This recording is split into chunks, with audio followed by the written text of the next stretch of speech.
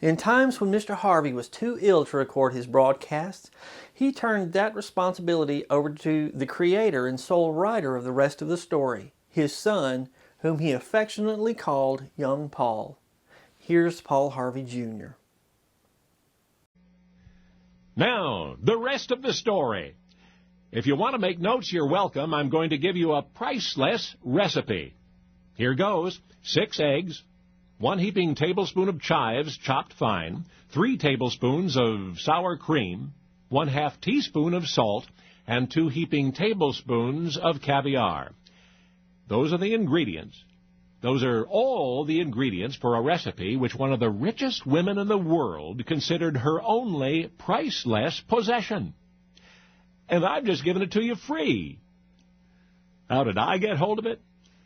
Well, for the answer to that, we've got to go back a ways. It was many New Year's Eves ago, a fashionable party at the elegant home of Mrs. Evelyn Walsh McLean. Her estate on the outskirts of the District of Columbia was called Friendship. The simplest soiree there cost many thousands of dollars to plan and produce. 1,000 guests was routine. Now, the guests at that particular New Year's Eve party represented the upper echelon of Washington society: senators, congressmen, ambassadors, cabinet members, generals, admirals, also a number of then popular sports figures, and a garnish of decorative movie stars. Now, tonight was a very special occasion. You see, hostess Evelyn McLean had promised to honor her guests with her world-famous caviar omelet, which she prepared personally. Her friends had long since abandoned any ambition to share the recipe. It remained Evelyn's closely guarded secret. In fact, she'd committed it to memory so that it would appear nowhere in writing. Anyway, back to the party. Midnight, a new year was approaching, when a guest, a movie actress at the time named Corinne Griffith, dared to confront her hostess, quote, "I must have the recipe for this most wonderful omelet." And Evelyn smiled.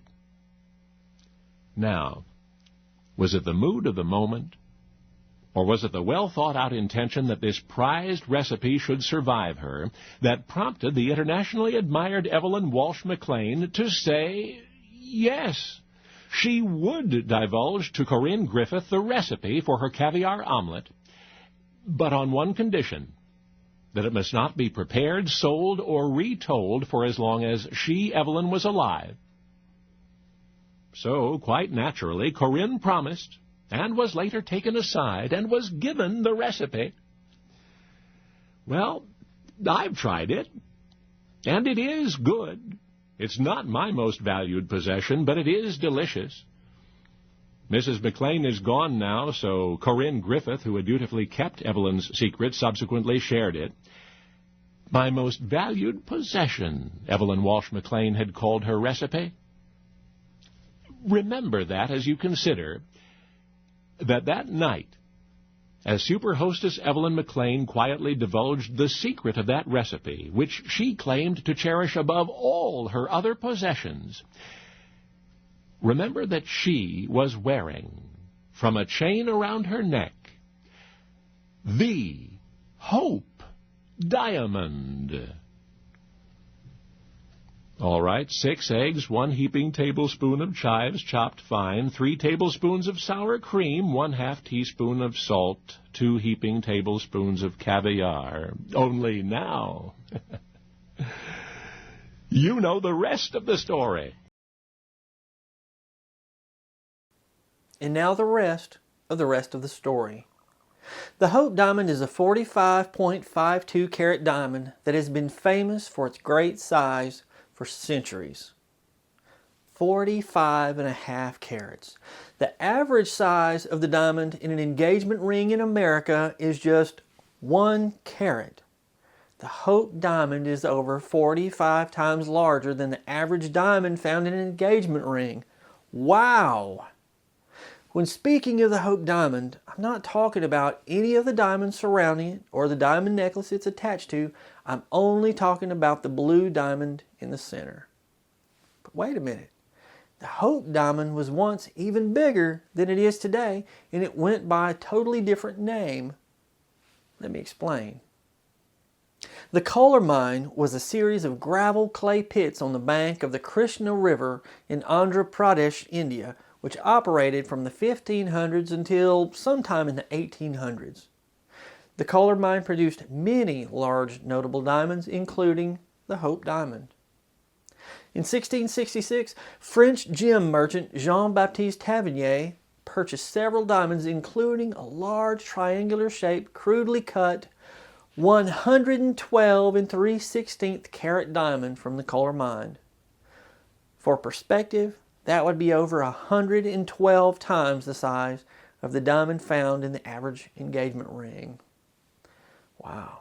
2 years later, Tavernier sold the large diamond along with 14 other large diamonds and several smaller diamonds to King Louis XIV. In 1673, the diamond was recut by Sieur Pitot, the court jeweler, into a 67 1/8 carat diamond. Wow. In the French royal inventories, the diamond's color was described as an intense steely blue, and the stone became known as the Blue Diamond of the Crown, or Le Bleu de France, which translates to the French Blue. King Louis XIV wore the diamond in a gold setting from a ribbon around his neck. When King Louis XIV died in 1715, his son, King Louis XV, inherited the French Blue. When he died in 1774, his son, King Louis XVI, inherited the French Blue. Then something big happened: the French Revolution. In the late 1780s, France was in the midst of a social, economic, financial, and political crisis. It was the perfect storm which culminated in the downfall of the French monarchy. In 1791, King Louis XVI and his wife, Marie Antoinette, were caught as they attempted to flee France. The jewels in the French royal treasury, including the French Blue, were turned over to the government. On August 13, 1792, King Louis XVI was arrested again. In the following month, the French National Assembly declared that France was to be a republic and abolished the monarchy.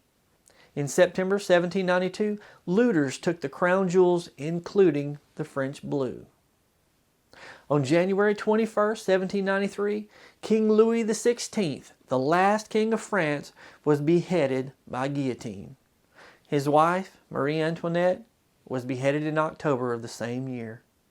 Back in 1792, just after King Louis XVI was arrested, looters stole the French Blue. For 20 years, the location of the French Blue remained a mystery. Then, in 1812, documentation shows that a London diamond merchant owned the French Blue, although it had been recut down to 45.52 carats, as it appears today. Shortly thereafter, King George IV of the United Kingdom purchased the recut French Blue.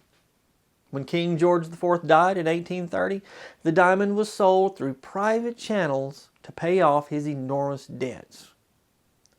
In 1839, the diamond reappeared in the gem collection catalog of Henry Philip Hope, one of the heirs of the bank Hope & Company. Born in Amsterdam, Henry was never a banker himself. Based in London, Henry became known for his collection of art and precious gems. The diamond became known as the Hope Diamond. When Henry died in 1839, his family fought a long legal battle over his valuable collection. The Hope Diamond passed to his nephew, Henry Thomas Hope. The Hope Diamond remained in the family until 1901, when Lord Francis Hope sold the Hope Diamond to help pay off his debts. Not to pay them off in full, but to help pay off his debts. Lord Francis Hope sold the diamond to Joseph Frankel's and Sons Jewelers in New York City. This is how it arrived in America first. The diamond changed hands several times and ended up with Pierre Cartier of the famous Cartier Jewelry Company in France. In 1911, Cartier sold the Hope Diamond to Miss Evelyn Walsh McLean, whom Paul Jr. told us about. She wore the diamond not in a necklace as we see it today, but on a headpiece like a tiara. At some point, Miss McLean had the Hope Diamond remounted into the pendant on a diamond necklace as we see it today. Upon her death in 1947, Harry Winston Incorporated of New York purchased Miss McLean's entire jewelry collection, which included the Hope Diamond and several other notable diamonds. For the next 10 years, the Hope Diamond was displayed at many exhibits and charitable events. But on November 10, 1958, Harry Winston Incorporated donated the Hope Diamond to the Smithsonian, and it quickly became its leading attraction. But how did Harry Winston get the Hope Diamond from New York City to Washington, D.C.? I would imagine it being like a Hollywood film in which the Hope Diamond was put in one of many identical boxes, and each box loaded onto a separate armored car. The armored cars then rush away from New York City, traveling different routes. Helicopters follow each armored car. When the armored cars finally reach the Smithsonian, spaced out at various preset times, a team of snipers are perched on nearby buildings. But the cost of an operation such as the one I described would be astronomical. And that's not how it happened. You see, Harry Winston Incorporated only paid $145.29 to deliver the Hope Diamond. On Monday morning, November 10, 1958, James G. Todd hand-delivered the 61-ounce package containing the Hope Diamond. James G. Todd also delivered hundreds of other items that same day because he, James G. Todd, was a letter carrier for the U.S. Postal Service. That's right, Harry Winston Incorporated sent the Hope Diamond in the mail.